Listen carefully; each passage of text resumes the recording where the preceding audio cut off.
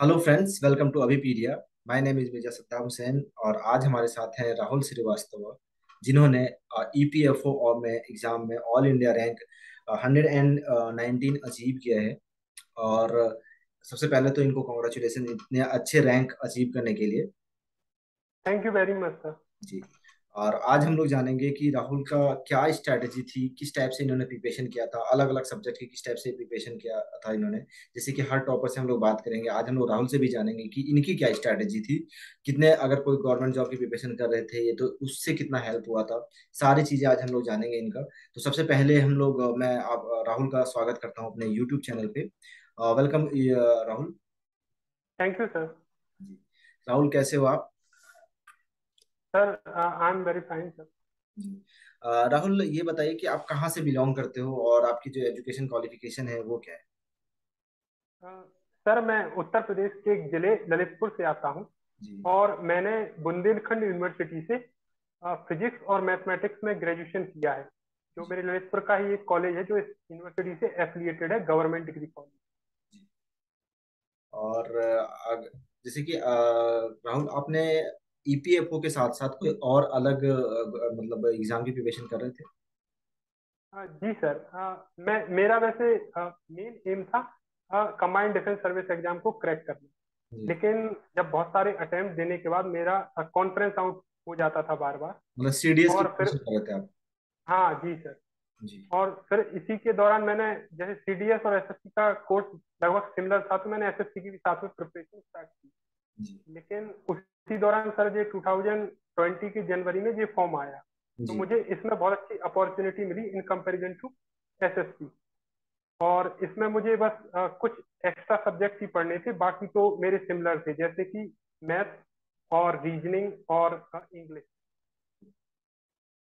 जी। अ, तो अगर हम लोग बात करें कि सीडीएस की बात करें, सीडीएस से और इसमें मतलब जो सब्जेक्ट्स हैं आपके, जैसे कि आपकी हिस्ट्री होगी, उसके बाद फिर आपके इंडियन पॉलिटी होगी, इंडियन फ्रीडम स्ट्रगल हो गया, ये सब वो सब उनसे मैच करते हैं। लेकिन अगर हम लोग बात करें जनरल अकाउंटिंग प्रिंसिपल की, इंडस्ट्रियल एंड लेबर लॉ की, सोशल सिक्योरिटी की, तो ये थोड़ा सा अलग हो जाता है। तो इसकी प्रिपरेशन आपने किस टाइप से की? सर जैसे कि जनरल अकाउंटिंग है, तो जी। उसके लिए मैंने 11th की जो एनसीईआरटी है उसको मैंने 3 से ज्यादा बार पढ़ा। जी। मतलब 11th की जो एनसीईआरटी है उसको बहुत अच्छे से पढ़ा। जी। और जो 12th की एनसीईआरटी थी सर, वो उसका केवल मैंने एक ब्रीफ ओवरव्यू ले लिया प्रीवियस ईयर पेपर को देखते हुए। जो एक एपीएफसी का पेपर था और जो 2017 वाला ईयूएओ का पेपर था। जी। जी। और इंडस्ट्रियल एंड लेबर लॉ के लिए? सर इंडस्ट्रियल और लेबर लॉ के लिए मैंने जो एक प्याली घोष की एक बुक आती है सर, वो मैकग्रे हिल पब्लिकेशन की, जी। उसको पढ़ा सर मैंने। अच्छा। और अगर हम लोग सोशल सिक्योरिटी की बात करें तो? सर सोशल सिक्योरिटी के लिए मेरे पास मतलब कोई ऐसी बुक तो थी नहीं, तो जी। उसके लिए मैंने मतलब जैसे बहुत सारी यूट्यूब पे वीडियोस पढ़ी हैं, बहुत सारी कोचिंग इंस्टीट्यूट की, जैसे अभी पीडिया की भी और बहुत सारे इंस्टीट्यूट की। तो उनको देखते हुए सर मैंने, जैसे सोशल सिक्योरिटी है तो आईएलओ की वेबसाइट को देखा। जी। और इसके अलावा सर जो पीआरएस की साइट है न्यू ग्लोबल, उसके लिए वो देखी। जी। और एक सर नीति आयोग का एक डॉक्यूमेंट पड़ा हुआ है 72 पेजेस का, सोशल सिक्योरिटी इन इंडिया नाम से। जी। सर मैंने उसको पढ़ा। और स्कीम जो थी जैसे गवर्नमेंट की social security related, ministry of labour and employment और फाइनेंशियल मिनिस्ट्री को, वो देखी मैंने। आपकी ना शायद यहाँ पे जो माइक है ना उसको थोड़ा सा आगे कर लीजिए ताकि वो आवाज जो क्लियर आए। जी। और अगर हम लोग बात करें इंग्लिश की, क्योंकि इंग्लिश में भी बहुत सारे क्वेश्चन पूछे गए थे यहाँ से, क्योंकि लगभग 15 से 20 क्वेश्चन आपके ईपीएफओ में इंग्लिश से पूछे गए थे। तो इंग्लिश की प्रिपरेशन आपने किस टाइप से सर इंग्लिश की तो पहले से ही मेरी प्रिपरेशन थी, उसके लिए मैंने हमेशा से केवल 2 बुक चूज की हैं। सर एक तो मिरर ऑफ एरर, की? और इसके अलावा सर एक संदीप कुशवाहा जी की एक बुक आती है, जी। वो वर्ड पावर के नाम से। जी। तो सर वो दोनों बुक, 2 बुक ही पढ़ी मैंने इंग्लिश के लिए अभी तक, उन्हीं को मैं बार बार मतलब दोहराता रहता और अगर हम लोग बात करें इंटरव्यू प्रिपरेशन की, कि आपने इंटरव्यू प्रिपरेशन किस टाइप से किया? हूँ।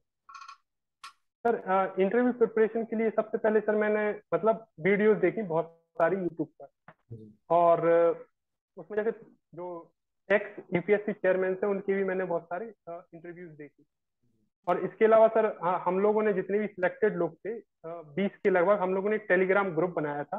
तो जैसे इंटरव्यू के 1-2 माह पहले हम लोग रोज शाम को उधर डिस्कस करते थे कोई भी करंट अफेयर्स का टॉपिक, जिससे जो एक जो फंबल होता है बीच में और एक झिझक होती है वो मेरी दूर हुई। इसके अलावा सर, मैं सीडीएस के पहले से ही बहुत सारे, मतलब 5 से 6 इंटरव्यू दे चुका था। जी तो उसका भी मुझे सर लाभ मिला यहाँ पे। जी।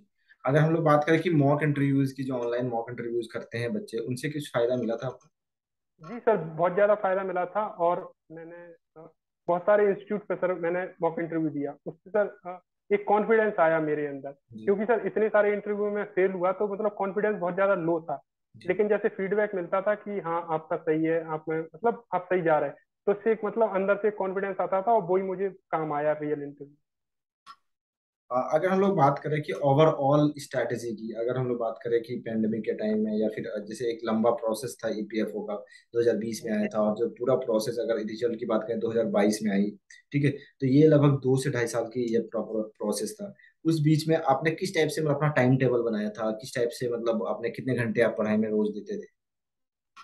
सर, एक्चुअली सर ये रेगुलर एग्जाम तो था नहीं, तो मैं इसकी मतलब एक वो डेडिकेटेड और रिलीजियस प्रिपरेशन था, मैं इसके लिए नहीं कर रहा था, मैं कर रहा था एसएससी सीजीएल के लिए। जी लेकिन सर, जैसे ही इसका जो डेट एक्सटेंड हुआ, जी पहले 4 अक्टूबर से 9 मई हुआ, तो मैंने जनवरी 2021 से बिल्कुल रिलीजियसली केवल इसको ही टाइम दिया, 4 माह, और लगभग 7 से 8 घंटे पढ़ाई की। और जैसे कोई भी सब्जेक्ट होता था जैसे बोरियत के लिए, तो मैं उस सब्जेक्ट को जैसे बोर होने लगा तो दूसरा पढ़ता था। जी। और साथ साथ सर इसके लिए अलावा सर मैं मॉक भी लगाता था।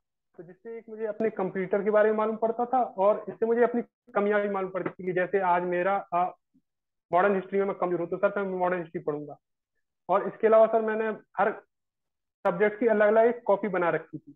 तो उसमें जैसे ऑब्जेक्टिव टाइप पेपर था तो बुलेट पॉइंट्स में लिख रखा था जी। हर क्वेश्चन को, जिससे कि मैं 2 2 3 3 बार पढ़ सकूं उसको। अ, अगर हम लोग अब आपके जो फाइनल इंटरव्यू हुआ था ईपीएफओ के अंदर यानी यूपीएससी के अंदर में, तो उस उनका कुछ अगर इंसिडेंट आप बताना चाहो तो? हाँ जी सर। जैसे कि हम हमें मालूम है कि ग्रीटिंग करना बहुत जरूरी है सर।